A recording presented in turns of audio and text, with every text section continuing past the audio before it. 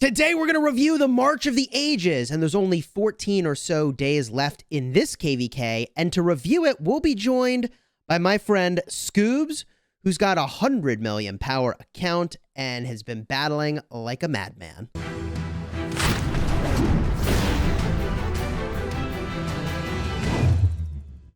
Hello my friends and welcome back. I'm Chisgule Gaming, and in this video we're going to be talking about March of the Ages, and although I've got some opinions, I thought it'd be good to bring someone in who has been playing this thing like a fiend. Scoobs, how are you? I'm good, how are you? Doing all right, man. Glad you could join us today to talk about the March of the Ages, which has definitely been an interesting experience. This is the very first run they have ever done of the March of the Ages KvK format, bringing forward camps, which you can see here on screen, and supply radiuses and crazy damage boosts and more.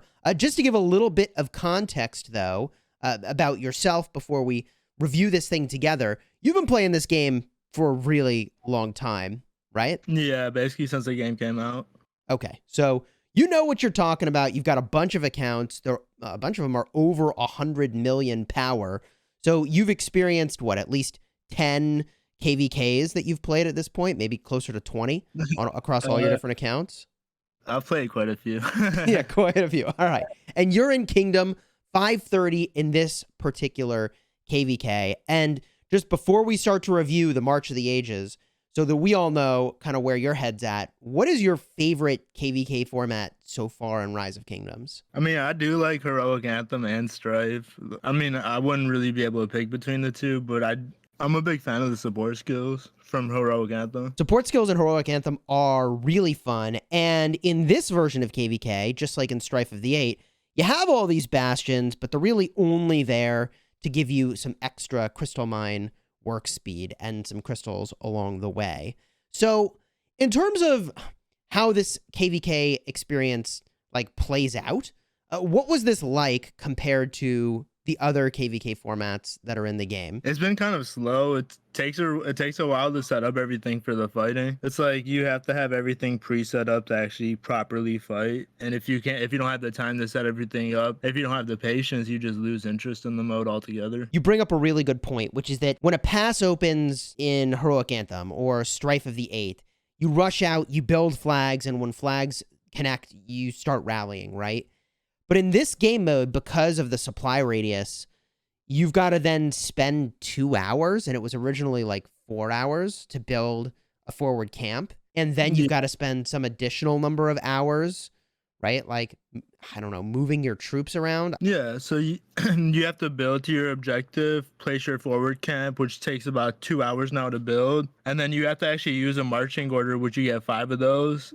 5 capped, and then they regenerate every 5.5 hours. And so you can only rally and reinforce stuff from that forward camp. You can join a building flag from anywhere on the map without a forward camp, and you can swarm stuff, but it's not really ideal to swarm flags and boards and stuff. I was watching and live streaming some of the initial fighting, and everybody was fighting with like 10% damage. It was pretty funny. Like, I'm not gonna lie, that must have been quite the experience.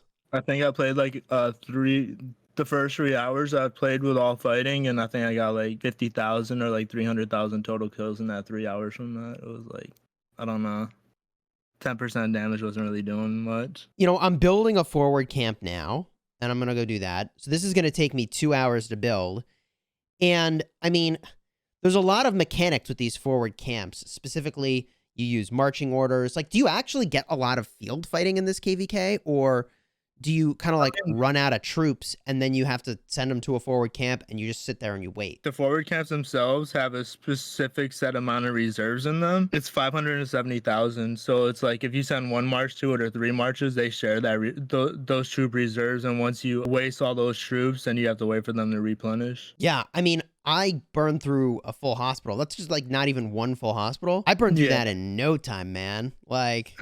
It feels like you fly through that. You can split up your marches between your forward camps and make better use of your reinforcements. It's still hard to manage the reinforcements because they made the max tech the reinforcement recovery speed now instead of the 6 and 7 marches. In general, it sounds like this KvK format takes more setup and is a little bit slower. And that once you get to max tech, their reinforcement speed really improves significantly. But I mean, max tech, like this is the realm of where like spenders are going to get, but maybe not all the free to play. And by the time you get there as a free to play player, I mean, that's pretty far along, right? So if you're getting completely wrecked in the field, I mean, it feels like a kingdom that runs like a swarm style strategy, like stands no chance here. So I feel like this kingdom's made more for like dead kingdoms, because there's like the earlier passes don't unseal. The level 4 and the level 5 passes don't unseal. Wait, so your starting zone is like safe all the way through the end of KvK? Yeah, and like that zone 5 is just 1 versus 1. Nobody else can get in there. So it's like if you want those herons, you gotta actually take it from that one camp. You could just like kind of chill and farm in your starting zone, all KvK. I mean, is this like, could you just use this as a recovery KvK? I wouldn't use this as a recovery KvK. Okay. One thing that's very different in this KvK format is how you teleport. And a part of what I think differentiates Rise of Kingdoms from other games is like you teleport right in the action and you start fighting right away. Whereas in this game mode, you have to own a pagoda and then build a foundation stone, and then you go. Like, could you just kind of like walk through what that process was like, and like was that fun? Like you can free port anywhere in your starting zone, but in the zones after that, you do have to port to a pagoda, and if you don't have one in the other zone, it's kind of really difficult to fight in that zone because the recovery speed is from how far your city is to the reinforcement recovery speed to your forward camps. So like you kind of want to fight mainly from your forward camps. I mean, you could fight from your city too, just continue having more presence on the field, but you're only doing 100% damage to if you're fighting somebody who's in their supply radius doing 200%. Also, if you lose that pagoda and you get rallied, it's a good game. It's like no garrison in the game is going to save you from a rally. And that's because you were probably not in your supply radius at that point. Like your city isn't. The city doesn't. I mean, the supply radius is only good for that forward camp. Like only the march coming from that forward camp gets that bonus. Oh, so wait a minute. Even if you build a forward camp by your city, only the march in the forward camp gets the benefit. So, like, your city's just going to get wrecked. Yeah. Okay. Wow. There's not a commander in the game that can save you from getting rallied. That's fairly concerning. So, it's like the #1 priority to save your pagoda. And it's like a major GG, everybody gets zeroed. That's offline if you lose your pagoda. You can't reinforce that pagoda unless you send a march from your forward camp. The marchers from the city aren't able to reinforce it. Wait, really? Yeah. Oh my gosh. Okay. So some of these things they probably could change and fix, right? To for example, be able to reinforce a pagoda from your city. Because all these cities are here. It's like a massive hive. If you could just reinforce from your city, you're good to go. But you have to walk to the forward camp and then walk to the pagoda to reinforce? Yeah, you know how slow Xeno was trying to get to a forward camp? Jadwiga's kind of way better in this mode because of that. It's really hard to get into a forward camp through enemy presence with a Zenobia. Oh my gosh. Okay.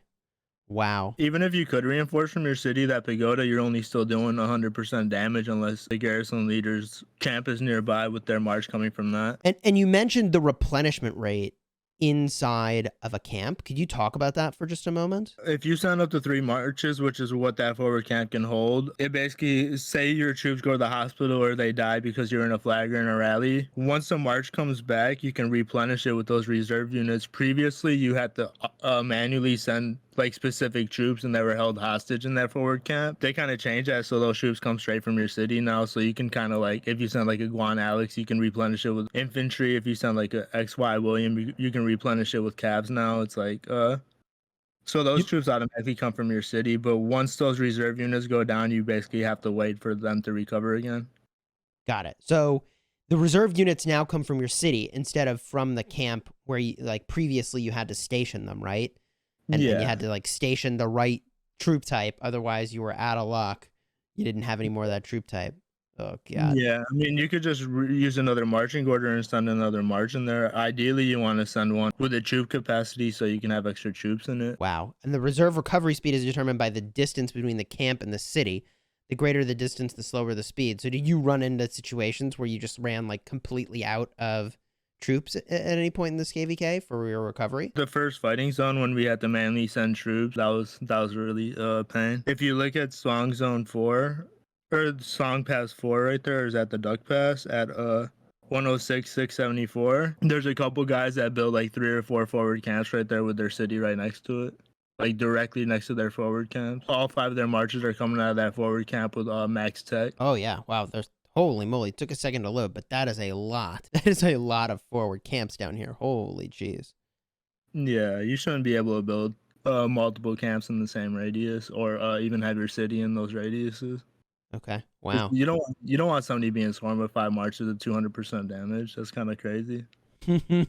So if you could change anything about this KvK format, I mean, like, what would you change to make it more fun? I guess just give more time for this setup. The Zone 6 was fun because we had some time before the next pass opened where we're able to set everything up. I seen how they made the changes to the heroic or to the first KvKs where they put like a wall in between. Maybe like they can put like a wall in between in the Zone 5s or something, and then allow people to set up and then open that pass or something. The forward camp thing where I mentioned there shouldn't be multiple in the same radius. I hear that concern that it like feels too slow and you're looking for it to be a little bit faster. And like the workaround that's really weird is that you try to I guess give people more setup time, but that feels like it's just dancing around the problem, which is like you have to set up before you can play. The forward camp still at 2 hours is a long time. They should probably reduce that to 1 hour or two. Cause like I don't know if you remember when our Pass 4 opened and 302 basically put 8 forts around our level 2 pagoda. Oh yeah, I remember that. It's like forts take 2.5 hours to build. It's like by the time we build to that objective and place a forward camp, even with the 2 hour time, it's like those forts would be done. I mean, if you lose that pagoda, it's basically a good game for that zone. You can't teleport cities onto it. Yeah, right. So like the enemy has major advantage. Yeah, I mean it's all about territory. It really is remarkable how much that is the case. I mean, to field fight, you ideally want your city as close as possible to the action so you can keep sending more marches out. And if they die, it's like you can send them right back out. And it's like if you're traveling 10, 15 minutes a march, it's not really ideal to fight. Are there other things that you would change about this KvK? Yeah, so to build a forward camp, it costs crystals. The foundation stone costs crystals to build. To upgrade a forward camp, it costs crystals. They removed the Kahar tag, so I don't know. I think max Kahar tech is you get 60k crystals a drop. Is that what it is? Yeah, that's right for Heroic Anthem and Strife. So now it's a static 30k because there's no tech for it. You only got the 3 bastions in Zone 4, which is I believe 6 in Strife and 6, or is it 4 in Strife and 6 in Heroic Anthem? It's like all three of my bastions were maxed before the next zone even opened. Oh wow. Yeah, so your crystal gains are limited compared to other KvK modes, but you have more things you need to spend crystals on. Yeah, and you're trying to kill barbs, but there's no barbs near your city because everybody's so condensed together that like the whole radius around your city's barbs are all killed. Oh god, that sounds awful. If you notice, the corner kingdoms don't even have the level 8 passes in their zone 6s. You have to kind of go into the middle zones to get through those into the Kingsland. Let's see here. To get into Kingsland, you need a level 8 pass, which are in the middle zone. Zone 6s. So if you are, let's say, in the middle down here, you would have to go through a Zone 5 pass. And then you just have to get through, yeah, okay. And if you're off, so it's just one zone away from the middle zone. And if you're in a corner zone, you would need to get into a Zone 6. The map is split into 2, so like straight down the middle is where it's split at, and like the 4 camps have access to the left side and the 4 camps have access to the right side. So I mean, you can't even get to the middle in the same amount of zones if you're in a corner kingdom. How does that make sense? Like in the middle, you have to go through the middle kingdoms, Zone 6s to get there. We have another map design where it's not symmetric or fair for all I to mean, get to the same place. the corner kingdoms are supposed to be stronger, and the middle kingdoms have 2 zone 6s. So like if they get locked out of 1 zone 6, they that's where that broken pass is in the center of those. It's those broken passes aren't random. Oh, yeah. They mentioned the broken passes like they were this big, They're like not they're not they're strategic not random. feature. They're not random. They're there to separate those 2 zone 6s. So like the middle kingdoms they have access to those 2 level 8 passes. So, I mean, were there things that you liked about this KvK format when compared to the other options that you have available? The sanctuary buffs are way better. You seen those? Oh, yeah? Let's get a look at some sanctuary buffs. Ooh, troop health. Yeah, the Valiant Sanctuary is very nice. Yeah, the other one's 3% damage. Okay. Those are now normally you get like 10% march speed. And Yeah. I mean, in a plot twist that I don't know why this makes sense, but in Strife of the Eight, they've got like 10% march speed sanctuaries. Isn't that right? Am I remembering correctly? Yeah, Like, that doesn't all, that doesn't make sense. They need to change those buffs. yeah, Nobody the buffs don't stack. yeah, okay. But here you get health and you get all damage, which is kind of nice. Yeah, Okay. So the those are really sanctuaries actually are a step in the right direction. Anything else that you liked? I mean, the 20 million kills versus the 30 million kills is a better it's a more achievable goal for like players that are like they don't have as good tech or as good commanders. That's Okay. better. You know, Yeah. So for the individual rewards, normally you need to get 30 million kills in the other KvK formats to get this sort of top tier reward. But in this yeah. KvK format, it's only 20. Ah, yeah. So Together We Rise also gives for the 20 million kills, you get a few gold heads and a few gold keys. Nothing too life changing there, though. I mean, there's some rewards for like sending reserves to your forward camps and building 30 forward camps too. Ah, and I imagine that's like extremely achievable. Yeah, you just place them on the map and build them, and then kill some barbs or something. Yeah, that actually does seem like some pretty reasonable achievements. Do you feel like this is a KvK format you would recommend to someone to queue up for it at this point? Or do you think there's some changes that need to happen before you can recommend it?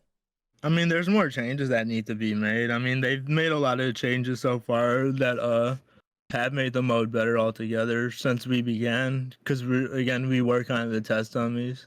I mean, the way the KvK sign up works is they give you 2 options, and it's like if you had to choose between this and one of the other modes, this mode is definitely not better than one of the other 2 modes. And you measure better in terms of just like how much fun you had while you played it? Yeah. Yeah. So here's a contentious question. Do you think that Lilith should just like throw this KvK mode away and go back to the drawing board? Or do you think like with the right changes, this could be very fun? More fun than the other KvK formats? I mean, the map itself is a good map. I like the map, how big it is, the potential for like how everything is. It's like if this was just like the regular form, like just the regular rules with this map, it'd be really, really fun. Yeah. But like it's just the setup and everything, people lose interest.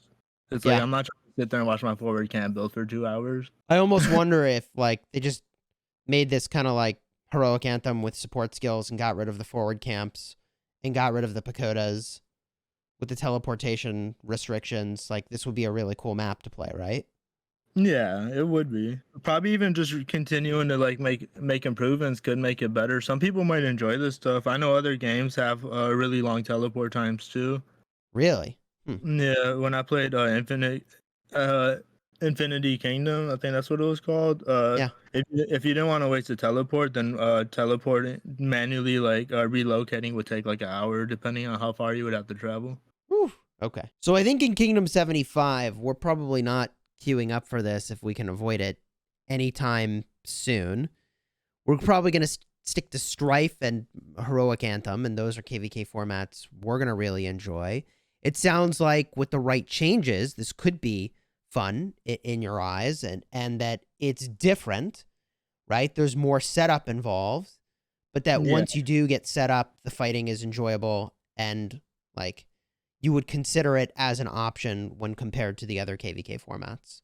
Yeah. I mean, also another thing that they need to improve on is how they place kingdoms in camps. Placing 2 kingdoms against one kingdom doesn't really make sense. It's Can you tell me a little more about that? 2 kingdoms against 1.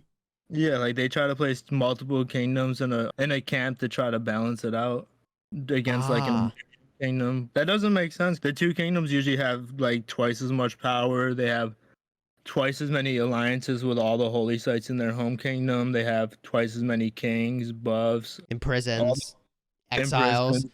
It's like if you're gonna do stuff like that, at least try to treat them as one kingdom. I was thinking something like whoever owns whatever coalition owns that Crusader fort in your starting zone should be like the king of the camp or something, and you only get like one set home kingdom titles and all the buffs and stuff like that. Ah, yeah, I see what you're driving at there. Yeah, I mean, I feel like the easiest solution in some ways is just to make sure that all the camps have the same number of kingdoms in Yeah, an ideal world, right? And you yeah, line things up so that, with the KvK matchmaking, you put those kingdoms together that it makes sense to be 1v1 or 2v2. I think you're right that there's a pretty big advantage to having more kingdoms in your war camp that I mean, probably has been understated.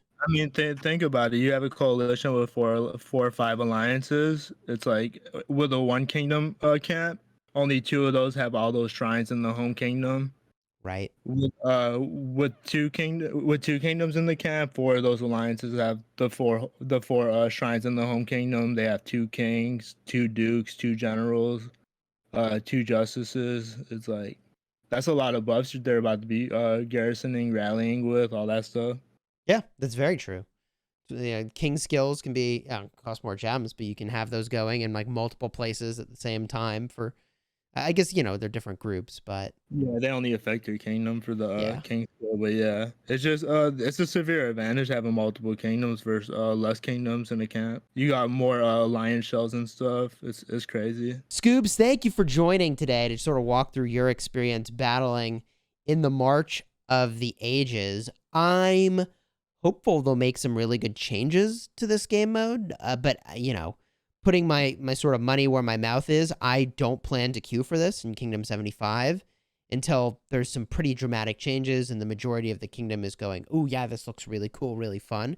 I think we're going to stick with Strife and Heroic Anthem. I'm hopeful that they'll make this really cool. Sounds like with the sanctuaries, they were headed in the right direction with those buffs being super relevant and valuable.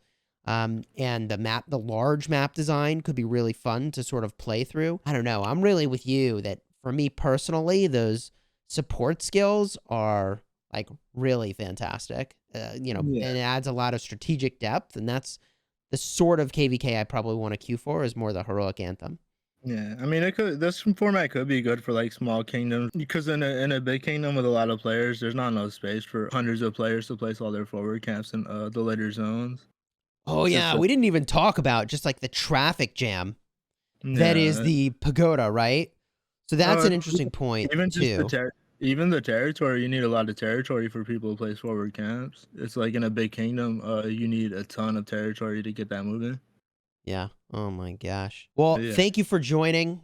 Really appreciate your insight, having spent obviously a lot more time than I did, kind of battling your way through this KvK. And if folks have any thoughts or things they want to add, leave a comment down below. If there's other questions you've got for Scoobs, maybe we'll have him cruise through those comments, or I could check with him later and answer some of those questions as well. If you want to see the fighting that took place in this KvK, I'll have a card up in the top. You can check out when some of these zones opened up, and I mean, it was definitely funny watching some of these mechanics at play.